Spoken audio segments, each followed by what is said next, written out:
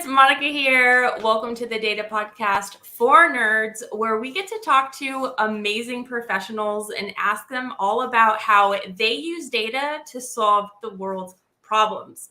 Plus, we always include some fun bits because we're all nerds here and we love to have fun. And we're highlighting careers that are data related that you might not think are data related just for fun. So today with us, we have a very special guest. This is Catherine Mondragon, aka Miss Resources, who's doing a rockin' job at storytelling in the age of AI. How are you doing, Catherine?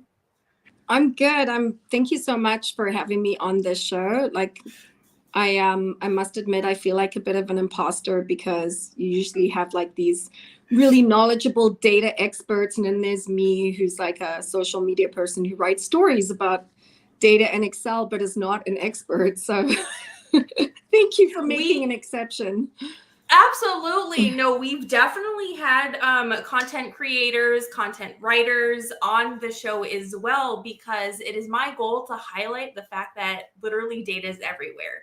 And your stories are around data and AI, and everyone knows Excel, and you write about Excel, which is super neat. So yeah. I definitely wanted to have you on the show to share your stories. Well, thank you. I'm very, very honored to be here, and I'm excited to talk to you. You just seem like a really cool person. Oh, thank you. So we typically start our show by understanding people's origin stories and their backgrounds on how they got to where they are today in their career. So could you please tell us about your background? Okay, you have to cut me off after 5 minutes, all right? Okay. I'll set a timer. Okay, so I started off in film production, and I then taught film in college. And then I had kids, and it was really, I couldn't get back into the teaching with the kids. So I started to do social media for a steampunk festival. This is where it gets exciting. A steampunk festival in Ontario. A friend of mine she basically turned a small town into a steampunk town once a year. And she was like, Catherine, use your filmmaking to make some videos. And so I started learning about marketing on social media and connecting with people. And then I discovered I was really good at connecting. That's where I met Richard Crossman, who is now doing the voiceovers for my storytelling. He was also at the Steampunk Festival because he also makes costumes, and he's an actor, and he acts as like characters in cosplay at Renaissance festivals, just like all these amazing people, that I connected to. They're still a part of my life. So I moved to Alberta because everybody moves to Alberta because of the weather. Okay. No, I'm joking. It's like, oh, okay. Is it not good? Like, I'm not familiar. in Alberta, the winters can be -40, and that is centigrade. -40. It can be cold here. Not -40 the whole time, but it can be cold here for like 6 months. So I definitely did not move here for the weather. But everyone moves to Alberta for a job, because the oil is here, and there's a lot of jobs here because of the oil. There's also a lot of fires here, but that's a whole other story. Anyway, so I got a job in social media with a company called Sheetcast. And during COVID, things got really quiet. And I was like, okay, I'm a little bored. I'm going to start writing stories about Excel. Okay, now I'm going to take those stories and I'm going to play with AI. So AI suddenly came out, and I was like, oh, I'm going to create an avatar and get the avatar to tell the story. And it all started with Richard Crossman one day decided to just record one of my stories professionally with his voice, his beautiful, gorgeous voice. And he sent it to me, and he said, oh, I decided to record your story. And I was like, whoa, professional sounding, man. And I uploaded DID, and I was able to make an avatar with his voice. And it was just so cool that he said, I want to do more. Let's do more. So now we're collaborating, and yeah, having fun with it. He does have a very nice voice. Yeah, he does. For those that are not familiar, can you describe what is Sheetcast? Oh yeah, Sheetcast. Well, Sheetcast is a web application that actually eventually will be something that people can build themselves. They'll be able to build their own software with some basic Excel knowledge. So it's going to be super exciting because if somebody wants to create and design very specific software for themselves, all they will need is a basic understanding of how to use Excel, and they'll be able to put it together in like under an hour.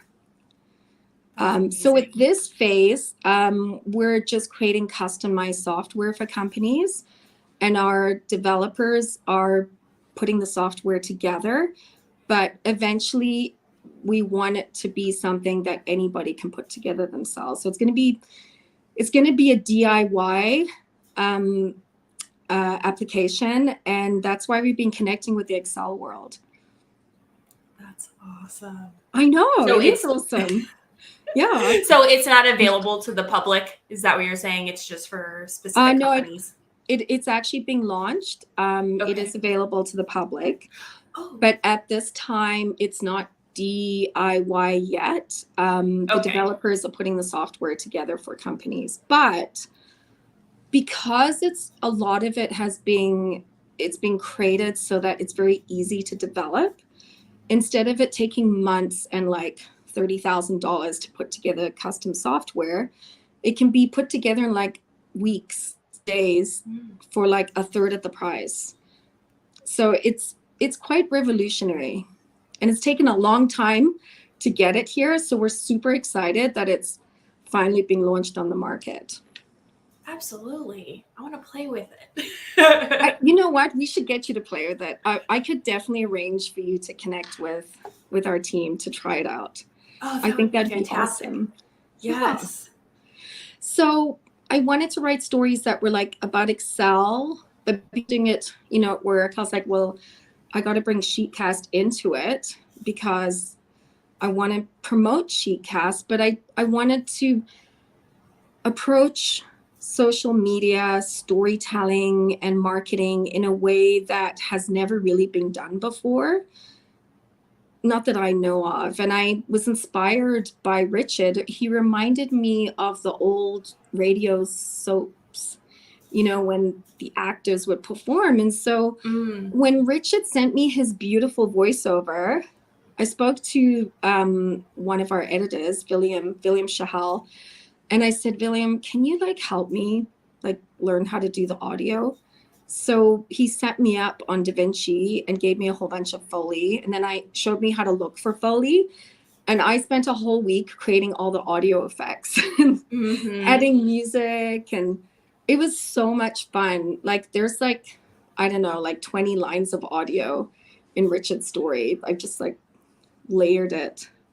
So when you're listening to the story, you can hear a knock on the door or footsteps or a clock ticking, all of these. And I'm still really rough at it because I'm learning, but it was one of the funnest things I've ever done.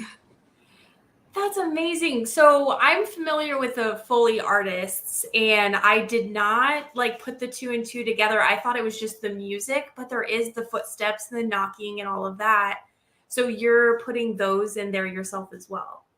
Yeah, so I'm not actually creating the sound effects, but I'm finding the sound effects and trying to match them to the action, and then fading it in and out. So I've got the dystopian, because I'm very influenced by film noir and neo noir. I keep using that as my, whether it's in the future or the past, I keep coming back to the noir type theme. And so I've got these, sounds of the city, a dog barking, the helicopter. So the first story that I wrote and that Richard recorded, time traveled into the present. And he was very disorientated. He could hear all the sounds of a helicopter. He's never seen a helicopter, and the audio creates this effect of feeling overwhelmed by the noise of the city. And then he goes and asks somebody, where's the newspaper? Like, I need to know where am I? What's going on? And this girl hands him this rectangular shining screen thing. And he's like, what's that? She's like, oh, that's where the news is. He's like, what do you mean that's where the news is? Well, it's a phone. You can also look up the news on it. And then he hears about Excel and Sheetcast, and he's like, if I stayed here in the present instead of going back in time, I could have all these amazing tools to run my detective agency. And then he says, but is there crime in 2023? And she's like, oh yeah, there's crime.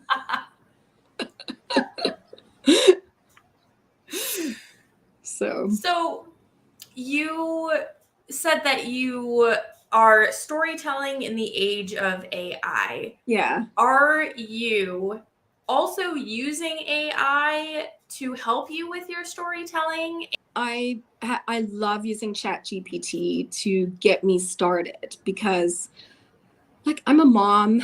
I have 3 kids at home. I have adult kids as well. I work full time. So sometimes I'm just like, oh, I have this idea for a story. I start writing it.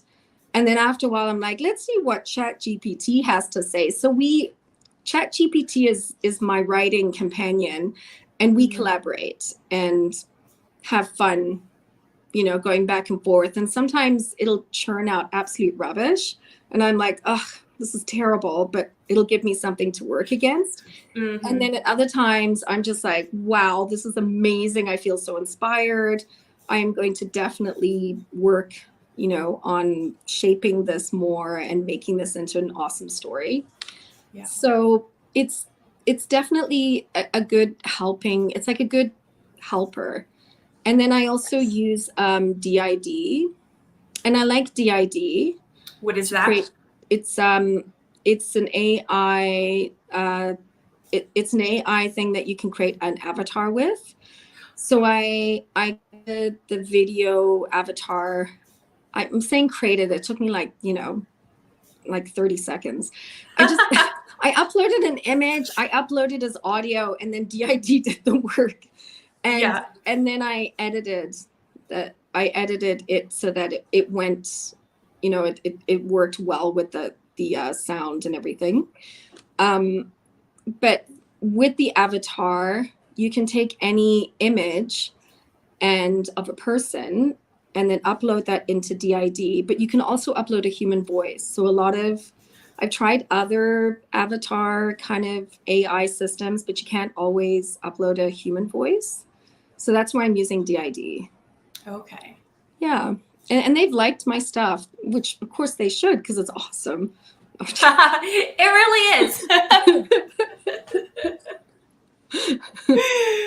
Now, I'm curious about your process. You mentioned that you use ChatGPT to assist in your writing.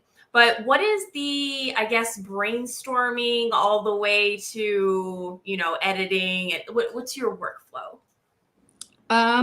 Okay, I'm extremely ADHD. So I really, honestly, I'm the most spontaneous person I think I've ever met. And I just come up, usually if I'm a little bit bored. So boredom is a wonderful source of inspiration. I will come up with an idea, a nagging spark will just sit in my head and it won't go away. And then I have to write it out right then and there.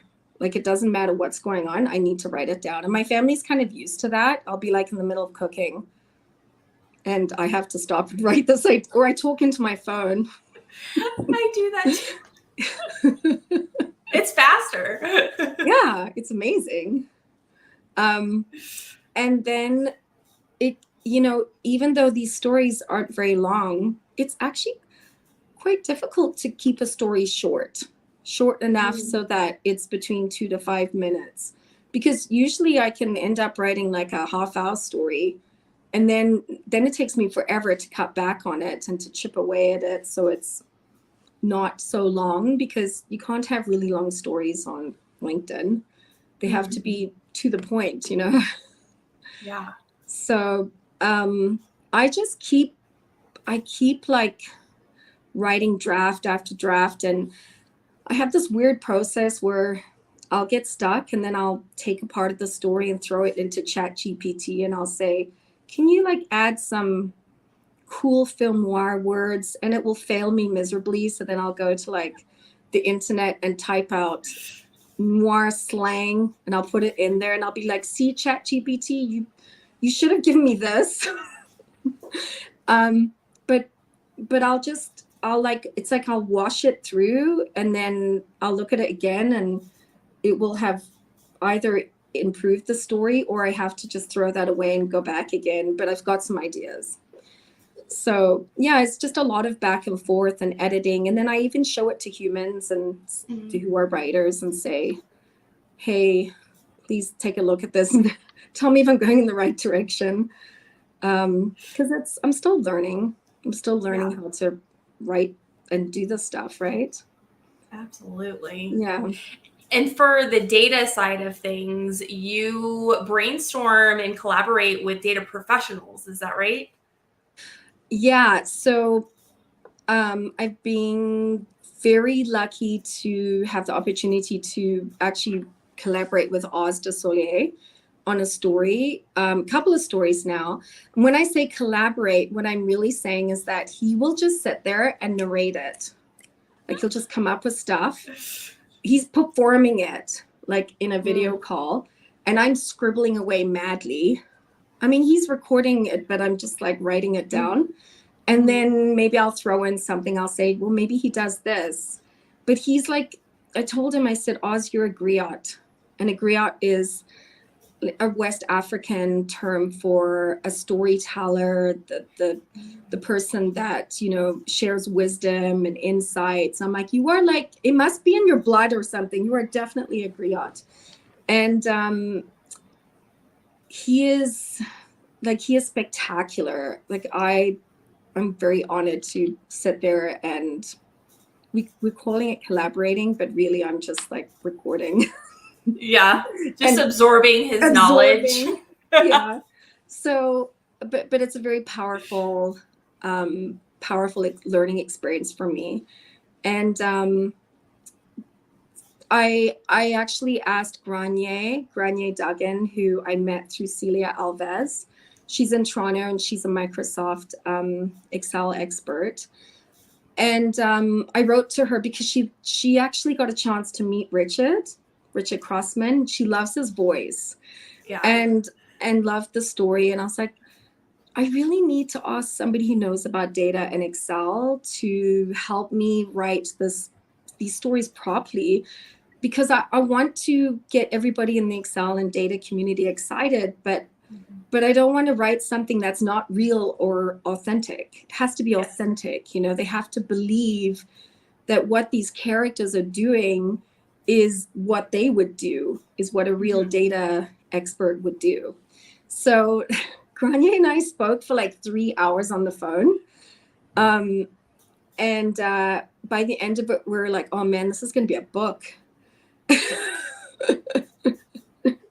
You're on like your 4th chapter, is that right? Yeah. On the 4th chapter. And she's like, you know, we could like have the characters watch recordings from the Global Excel Summit of all the different speakers over the 4 years and read different books. And then she was listing off, she's like sending me all these books, right? And then she opens up a book that Guerrilla Data with Oz de Solier and Bill Gillen. And she shows me, look, like Oz wrote a dedication to me book. And I was like, I'm going to put that in the story. I'm going to have the main character find Oz and Bill's book in the library in Montreal. And she's going to open it up and there's the dedication to you from Oz. So we have to ask Oz first. Is it okay, Oz? That's so fun. Yeah. So I guess we're kind of like, we're creating stories that are going to celebrate and highlight all the amazing Excel and data experts who have influenced, you know, people within this community and just kind of celebrate their amazingness through stories. I can't wait to see all of the new stuff that you have coming. What Catherine has out now is fantastic. Everyone needs to go watch it. I'll provide some stuff in the show notes. Yeah, and actually, the second story, which I'd already sent to you, it's about Excel and AI, and then she comes in at the end. Vil, who I work with, William, actually created a bunch of graphics for it, graphics that move. So they're like comic book, graphica. Okay. And so we've got Richard's voice, we've got the audio effects that I have in the background, and then we have these images with parts of the image that moves. So it's going to be super cool and unlike anything that anybody's ever created for the Excel community. So I'm like super excited about it. Me too. And it was actually your podcast when you and your partner were talking about AI that inspired me. Yeah, I was inspired by that. And I was like, yeah, I'm going to keep working on this because this is a really important issue. Oh, that's so awesome. Yeah. So what about you? How long have you been doing this podcast for? I've been doing this podcast, started just this year in 2023. Wow. Yes. That's amazing. You've already interviewed a lot of people. I have. You're episode 25. That's awesome. And I feel very privileged that I was able to introduce you, to one of your interviewers. Yes, absolutely. Carlos. You have a lot of really new connects and professionals that I have been introduced to, and I thank you for that. Yeah. Like I remember I found Crispo, the only Excel MVP in East, Central, and Southern Africa. And I was like, that is a huge area of the world. And I was so excited. I was like, wow, this is like, he's like a gem, just, so actually somebody in our team interviewed him and wrote an article about him. So I'm always like, whenever I find somebody who has a really cool story, I'm always sharing them with people that do podcasts or write articles, because it's fun to read people's challenging life stories and how they've overcome these amazing life challenges to achieve great things, such as somebody in East Africa becoming an Excel MVP. Yeah, I agree. That's why I like starting out my episodes with origin stories, because I like to learn how people got to where they are today. Yeah. Everyone comes from all kinds of different walks of life, and it's just fascinating to me. Yeah, it is. I won't get into it now, but Carlos and he asked me where I grew up and stuff, and I started talking about growing up in Africa, and I just went on and on and on, man. But one of the things that I said to him was, there wasn't much to do when I was growing up because we didn't have computers, TVs, and all VCRs. If you knew a kid that had a VCR, you'd make friends with them. But so I read books a lot. And I think that's what got me into storytelling, was the fact that books were like my only source of entertainment. Yeah. Well, you're a fantastic storyteller, so it definitely paid off. Well, thank you. I have to say, though, that it's all collaborative, right? Like I'm constantly working with other people to find fun ways to bring these stories alive, to be more than just words on a page, but to be something visual, to be a story that you can listen to. And that's what excites me. I feel like we live in a world where we have so many amazing tools. We've been given all these incredible tools, more than we can even absorb. And there's so many incredible ways to tell stories now. Yes. They're multi-dimensional. Like Picasso would have gone crazy if he'd lived in this day and age, Could you imagine? Yeah, like basically I think of it as cubist storytelling. Like I'm taking this two-dimensional story and I'm making it into like a cubist. Multi-dimensional story that emerges from the page onto the screen. Mm-hmm. Very cool. One question that I ask everyone, and it pertains to you as well, is how do you like to learn new things? There's a lot of stuff that you're using, ChatGPT, what was it, DID, all of these different tools. And so how do you learn new things? Like, what are your go-to resources? You're not going to like the answer because I like to just jump in and ignore the instructions and just start playing with it. I definitely like to I like to make a mess and just start getting my hands dirty. Mm-hmm.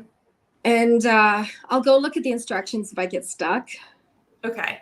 But I try not to put IKEA furniture together because I'm not good with like those instructions. Yeah, but I'm, that ADHD brain, right? Like it's just like I learn by doing. Yes. So that's the best way for me to learn about something. And in fact, if I want to absorb something that someone's saying, I need to write it down. Okay. And that I'll retain it if I'm writing it down. But if I'm just sitting there listening and not interacting, then I probably won't absorb. Okay. So you're a paper pen, and just try it out. Like just get the drill and the screws and make a cat tree out of the dresser that I threw outside because my son doesn't need it anymore. This is a real story, by the way. And take the dresser apart, and then I'm like, oh, let's make a cat tree with this. Are you ever inspired by anything, or do you just come up with something? Because I did that one time with suitcases, but I saw it in Pinterest. So I was like, oh, okay, I'll go buy a suitcase or use an old suitcase. But it sounds like you kind of come up with these on your own. Yeah, I think I hear about things, and see things. And then one day I'll just suddenly be in the moment and just be like, what am I going to do with this dresser that's sitting in my backyard? Let's rip it apart and build a cat tree with it because we really need a cat tree. And I don't want to throw this thing out and it's too big to get in the car. And yeah, so it's like necessity and endorphins. I like endorphins, like I get endorphins from writing. I get, is it endorphins or serotonins? I don't know, one of those things. Sounds about right. So I just get happy feelings. I feel happy when I'm writing and when I'm creating and learning to go on DaVinci and create the audio stuff. And I just feel like life is short. You've got to do things that make you happy and make you feel good. And I wish that math made me happy, but it doesn't. And that's okay. So I'll just write about people that love math and numbers and stuff. So you're still in the world. You're still in the data world for sure. Yeah. I'm a huge admirer. If I meet somebody who can do data, I'm like, they're smart. Yeah. You are resourceful and you do a really good job at networking. So you have a lot of people in your network to reach out to if you need a particular project to be done. Oh, for sure. Like I love talking to people. It's one of my passions actually is, I'll go around the office at work and I'll go knock on the new person's door and I'll get their life story out of them in 15 minutes.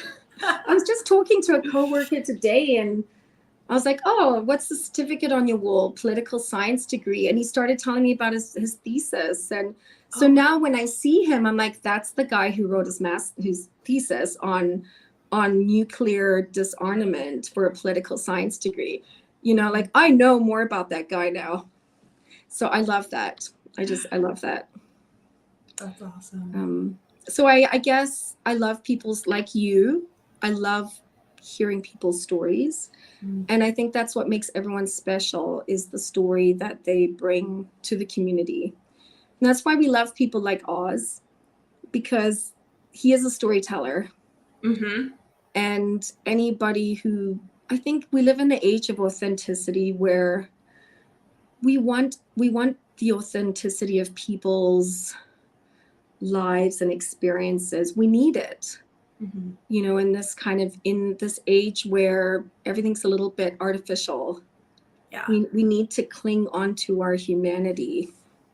And I think that's what these stories are about. It's about the struggle between humanity and the artificial world, the artificial intelligence. And it's kind of like Hogwarts, but this, instead of casting spells, the characters are using Excel to fight, you know, their opponents. Excel and data, yeah, to fight their opponents. So That's the best way. That's the best way. What did you, in one of your stories, you said, we do what Excel experts do. We adapt, overcome, and excel. yes, that's right. That's right. Yeah. I Yeah. loved that quote. Yeah, that's a good one.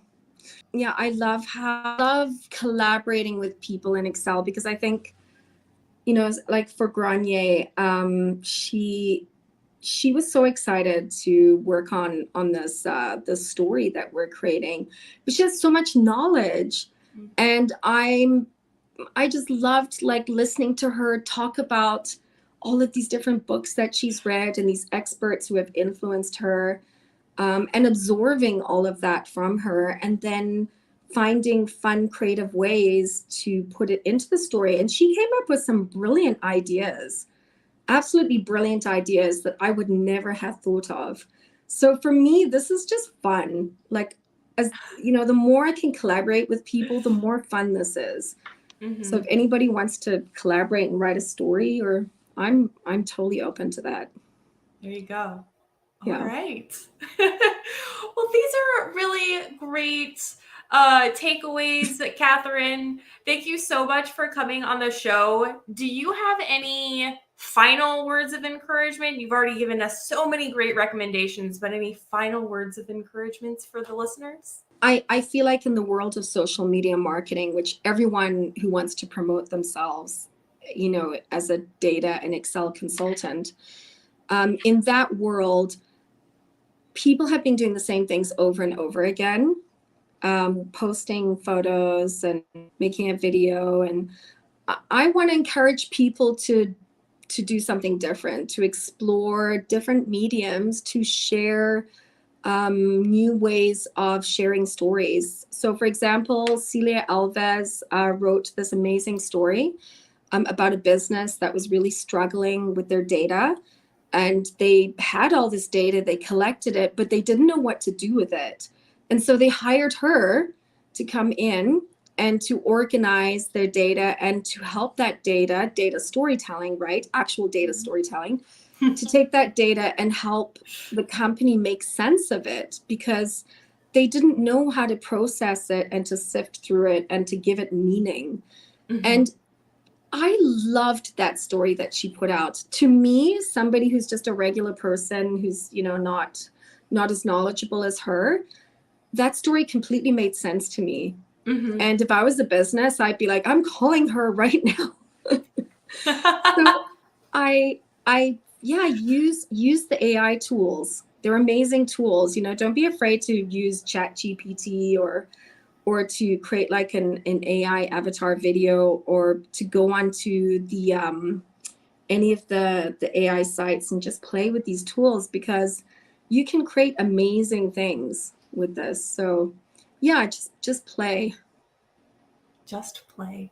Love that. And if any of the listeners would like to collaborate with you, where can they find and or follow you? Oh, for sure. My name is Catherine Mondragon, and I'm on LinkedIn. I'm Miss Resources on TikTok.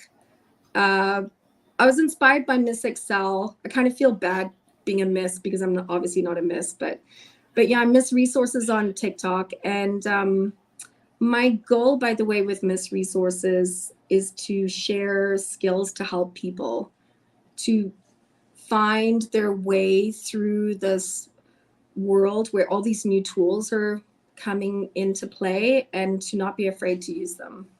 Thank you again so very much for being on the show with us today. I really loved your storytelling. Well, thank you for having me. And I'm glad I was able to tell people how to build a cat tree out of furniture. Yes. Exactly. All right. And as always, folks, happy learning. Take care.